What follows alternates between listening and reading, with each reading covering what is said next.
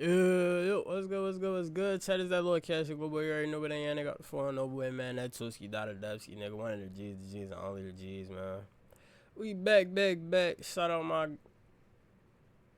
Actually, I can't even say shout out them. That's our first time even reacting to this channel. 19 double X, the darkest episode of the first 48. That shit crazy. I don't know. I watched First 48 when I was a kid. All of them joints was pretty dark at times, so I see how this one. Make sure y'all got that super whoop, man. If you don't, you might get stole it. Did you tell your family about this? No, sir. Because you don't call the police, right? No, sir. Not even for your family? No, sir. Not even for a 2-year-old? No, sir. Not even for a 4-year-old? No, sir. Not even for a 5-year-old? No, sir. Not even for a 9-year-old? No, sir. Not even for a 2-month-old baby? No, sir. You don't call the police. No, sir, I didn't. Now, check. That might seem crazy, right? But when you a nigga who grew up, ever since you was a baby, niggas been telling you, don't talk to the police. Niggas telling you also any kind of talking to the police or snitching. Niggas also telling you if you snitch, you will get hurt. Or even if you do something perceived as snitching, you gonna get hurt. Why the fuck would any of us want to call the police, bro? Because I'm not gonna lie. Unless it's somebody that I'm really close to, or like, you know, like a situation where somebody is like really harmed and in danger, bruh, I'm not even gonna pick my phone up and put that shit in the keypad. I'm not gonna lie.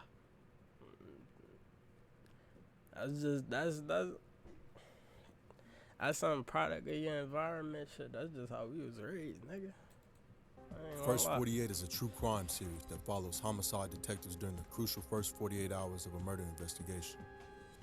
The show has documented hundreds of cases across the U.S., but few haunted viewers and investigators more than 2008 Season 7, Episode 6 in Memphis. It chronicles one of the worst mass murders ever covered by the series. From the moment detectives stepped inside the house, it was clear this case would be unlike any other. In March 2008, 30-year-old Cecil Dotson Sr., his fiancée Marissa Williams, and his 5 children, ranging in age from 9 to 2 months, had been living at 722 Lester Street in Memphis, Tennessee. Cecil's brother, Jesse Dotson, recently released from prison, was living with their sister, Nicole Dotson, at Goodwill Village. Jesse, known as Junior to family, had moved in during August 2007 and was working with his father, Jesse Sr., as a painter. On Saturday, March 1st, Jesse Sr., Jesse Jr., and William Waddell, Cecil and Jesse's half-brother Fat, went to 722 Lester to watch a Memphis Tigers basketball game. Cecil was outside cleaning his grill. Shout out D-Rose.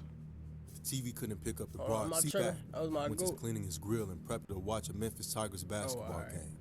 I don't know, Cecil the quality set type ass shit. I thought I might have seen somebody else. The TV couldn't pick up the broadcast. I don't know why it's sounding like that. Around 6 or 6:30 p.m., Jesse Sr. left. Waddell stayed until around 10:30 or 11 p.m. Everything was fine when he left. The next morning, Jesse Sr. returned to pick up Jesse Jr. for work, but he wasn't at Nicole's apartment. Nicole didn't know where he was.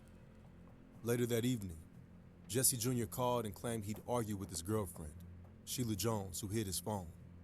He gave no clear reason for missing work. That same night, Jesse Jr. casually asked Waddell if he wanted to stop by Cecil's, but they didn't go. On March 3rd, Cecil failed to show up for work. Concerned, Erica Smith, the mother of Cecil's 2-year-old son, Cecil II, visited the Lester Street home around 3 p.m. The storm door was shut, but the interior door was open. She heard music playing and saw the television and family photos, but no signs of life. No one answered her knocks.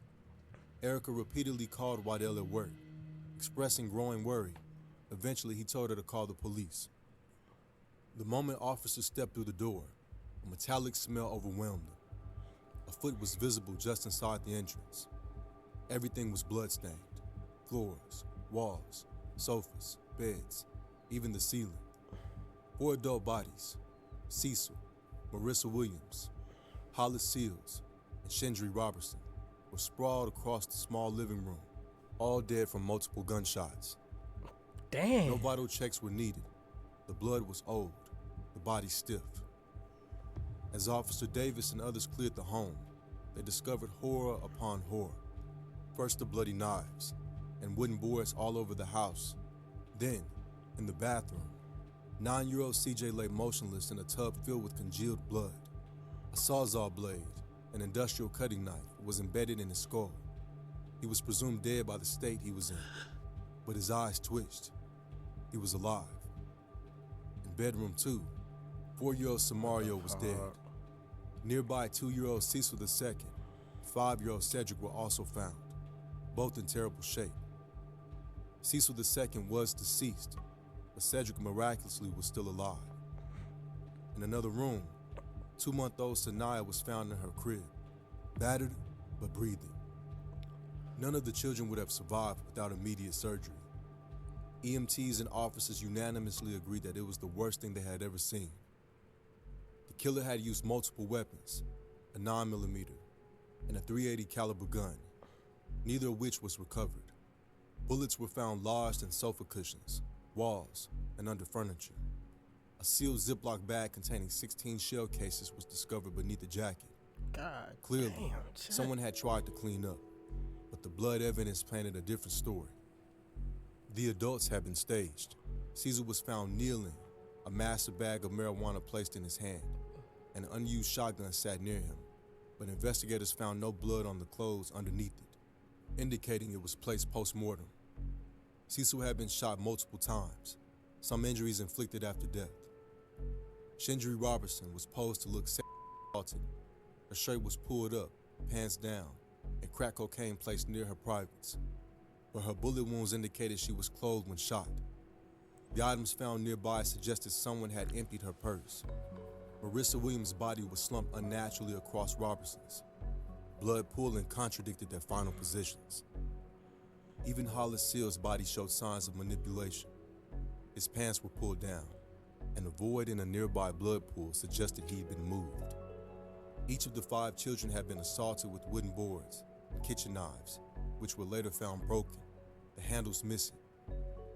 5 blades were recovered, including the one lodged in CJ's skull. In bedroom 2, blood splattered the ceiling, blinds, bed, and even the fan. The directionality of the stains showed a prolonged, savage attack. CJ had a large, bloody palm print next to him. Samario's hair beads were scattered throughout the bathroom and another bedroom, suggesting movement during or after the attack. Upon learning that 3 children had somehow survived, police immediately quarantined them for fear of a second attack. Only police and approved medical personnel were allowed access. Tactical unit officers guarded the hospital room doors. What happened at Leicester Street is tied for the largest mass murder in Tennessee history. Homicide detectives knew immediately this wasn't random. Whoever knocked on the door had been allowed in. Some shit like that. That's some shit that happened like only if you got terrible, bad blood with somebody. Like the kids, bruh. There's 5 kids in there. It was 11 people. No, hold on, wait, I can't count. 9 people in the crib. And you killed 6 and 3 survived. And you managed to make that attack happen for hours, bruh. That's crazy. I'm not gonna lie. There had to be a deeper reason for that shit. The primary target was clearly Cecil. Shit. Early theories pointed to a gang hit. Cecil had known ties to the gangster disciples. Staged bodies, drugs, and sexual positioning supported this theory. Something wasn't right. Detectives had seen gang violence before, but nothing this bad. A $30,000 reward was put out, and over 100 tips came in, One claimed Cecil had borrowed $300K from a dealer and was scared for his life. 300K? That boy a dickhead. Nigga, that's enough money to move. If you gonna run off on the plug, you better move from across the country, nigga. You don't do no shit like that. That's over $250,000. You gotta get out of None there. of the tips proved useful. Meanwhile, Jesse Dotson gave an extensive statement to police on March 4th. He described his movements the night of March 1st, naming people they'd visited, apartments they entered, and weed deals they made. He claimed he was dropped off around 2:30 a.m. and denied returning to Lusher Street at all. Jesse suspected the murders may have had something to do with a man named Doc. Cecil and Doc were both gangster disciples and had an alleged ongoing beef, apparently stemming from Cecil's failure to show up to a gang meeting. There were over 25 people named Doc in the Memphis PD files, but before they could track them all, Doc himself called homicide and showed up to the precinct. He claimed he had nothing to do with the murders, but led on that in the GD world, a blackout meant an entire family could be targeted, but only if ordered by a high-ranking member. This narrative caused a brief detour in the investigation as police sought a GD powerful. Hey, chat, I ain't never heard no shit about that. Hold up, what they say? Let me make sure I heard that right. Claimed he had nothing to do with the murders, but led on that in the GD world, a blackout meant an entire family could be targeted, but only if ordered by a high-ranking member. This narrative caused a brief detour in the investigation as police sought a GD powerful enough to order the blackout. Meanwhile, as the investigation progressed, forensic and medical teams worked around the clock to save the kids. Police feared CJ might die before they could get answers. On March 5th, investigators attempted to interview him, but he was too delirious. Finally, on March 7th, he was lucid enough to talk. When asked who did it, he responded, "Uncle Junior killed my parents." Jesse was brought in for a second interview. He repeated his original story, but then he grew quiet and unresponsive. Deputy Director Armstrong stepped in, watching Dotson's body language. He sensed a confession coming. Armstrong played the tape of CJ naming Uncle Junior. Dotson cracked. He confessed to the entire crime. According to Jesse, he and Cecil started arguing while driving home. Back at the house, things escalated, and Cecil reached behind the couch for a shotgun. Jesse shot him first. Then, he shot the other adults in the room. Then the kids, because they had seen him. CJ had tried calling for help. Jesse stabbed him in the head. He then beat the others with boards and stabbed them. He claimed he left via bicycle, cleaned himself with bleach, and staged the scene to look like a gang hit. He later confirmed this confession to his mother. When asked why he hurt the baby, he just shook his head. Jesse Dotson grew up in violence. His father was abusive. The family constantly moved him. He attended 10 different schools and was diagnosed with learning disabilities. By 19, he had killed a man in a drug deal gone wrong. He was sentenced to 14 years. Chat, I'm not gonna lie, like, you killed your own flesh and blood over a little argument, bruh. Shit don't never be that deep. You caught 6 bodies over an argument, nigga. It wasn't even over no money. It wasn't over no nothing that, like, I mean, regardless, killing 6 people don't make sense, but, like, you feel what I'm saying? You couldn't even say you really had no reason to do that. I mean, nigga said he reached for a shotgun, but, like,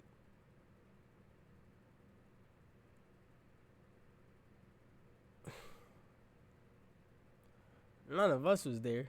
Nigga, we don't know if he really reached for the shotgun. So even that's what's that shit called? What's that shit called? You gotta take that with a grain of salt. I don't know. It's a term for it, but I can't remember it right Years now. for it. But shit. Authorities later learned that there was speculation Cecil had been informed on Jesse. He had only one visitor in 14 years, his mother, and only once. His sister, Nicole, later said he constantly reminded her of that abandonment. In prison, Jesse joined the Kitchen Crips gang and committed numerous violent infractions. When When Jesse was released in 2007, it was Cecil who picked him up. CJ recalls his dad saying good things about him that day. By the trial date in 2010, Jesse had recanted his confession. He claimed it was forced by the police and that he had actually hid under the bed during the shooting. CJ, just 9 years old, took the stand. He remembers seeing his father get shot. He recalls saying to his uncle, "I love you," and hearing back, "No, you don't." The jury returned a verdict after just 90 minutes. Guilty on all counts. Jesse Dotson was convicted of 6 counts of first-degree murder and 3 counts of attempted first-degree murder. 6 death sentences plus 120 years.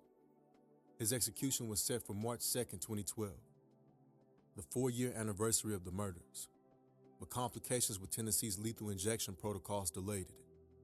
Jesse Dotson remains on death row, where he protests his innocence to this day. The Lester Street murder showed us what happens when rage, resentment, and trauma collide. CJ survived, but he carries the graphic memories of that day. He saw and heard the whole thing. He has metal plates in his head and still has occasional surgeries. He hasn't forgiven Jesse. Jesse believes CJ was manipulated into lying. He insists the full 5-hour confession tape filmed by the first 48 will exonerate him. The Lester Street Murders episode is only 43 minutes long. According to Jesse, it's not over. Mr. Dotson, we just want the truth. That's what we And that's want. what I want. That's exactly what I want. We want the truth. That's exactly what I want. I want the exact same thing y'all want. The truth.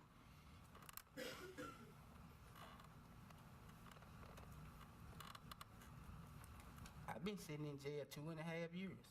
For what? Nothing. For nothing? For nothing. For nothing. For nothing.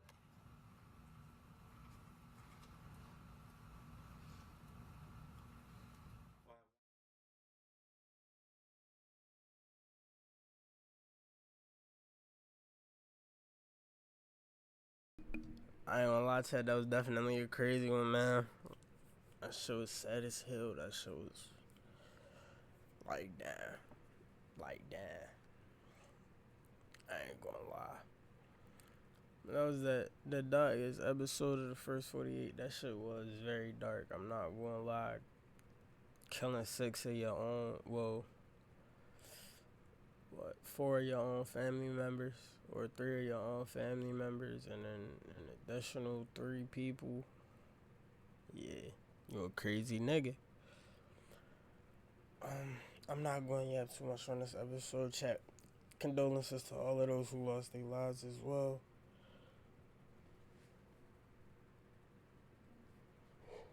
Shit, chat. Been a little catch up, but you already know what they ain't. I got the phone, no boy, man. With that being said, though, chat, we ready to get the fuck up out of here. So without further ado, y'all know the protocol. We going solo today.